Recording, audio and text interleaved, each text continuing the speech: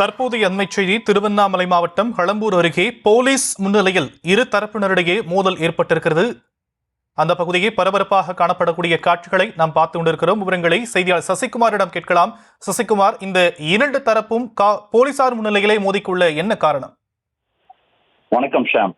திருவண்ணாமலை மாவட்டம் ஆரணி தாலுகா களம்பூர் பகுதியில் பத்திரப்பதிவு அலுவலகம் அருகில் வீடு இருக்கக்கூடிய நபர்கள் காந்தி அலமேலு, மேலும் இவர்களுடைய உறவினர்களான மகாலிங்கம் மண்ணு, இவர்களுடைய பிள்ளைகளுக்கு இடையே பாட்டியினுடைய சேமிப்பு பணத்தை பிரித்துக் கொள்வதில் பிரச்சனை ஏற்பட்டதாக சொல்லப்படுகிறது. இந்த பிரச்சனையை தொடர்ந்து இந்த பத்திரப்பதிவு அலுவலகத்திற்கும் காவல் நிலையத்திற்கும் சுமார் 100 அடி தான் தூரம் இருக்கும். இந்த இடத்திலிருந்து இவர்கள் வீடும் இதே பகுதியில் இருக்கக்கூடிய காரணத்தினால் இவர்களுக்குள் ஏற்பட்ட வாய் தகராறு முற்றி இன்று தற்போது இந்த கைகலப்பாக மாறக்கூடிய அந்த காட்சிகளை நாம் பார்த்து கொண்டிருக்கிறோம்.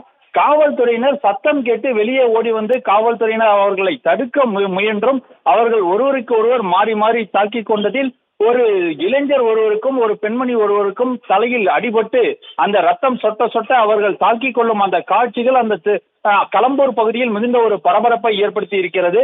இதில் குறிப்பாக சொல்லப்படுவது என்னவென்றால், அவர்களுடைய பாட்டியினுடைய பணம், அதாவது அலமேலு மற்றும் மண்ணு இவர்களுடைய தாயார் சேமித்து வைத்திருந்த பணத்தை பேர பிள்ளைகள் பிரித்துக் கொள்வதில் ஏற்பட்ட பிரச்சனையின் காரணமாக இவர்களுக்குள் இந்த சண்டை ஏற்பட்டதாக சொல்லப்படுகிறது.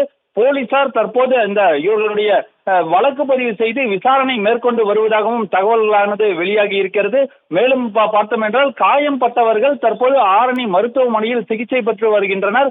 தொடர்ந்து இவர்களுடைய இந்த பிரச்சனை காரணமாக புகார்களும் கொடுக்க இருப்பதாகவும் தகவல்கள் வெளியாகி இருக்கிறது. விரிவான விவரங்களுக்கு நன்றி சசிகுமார்.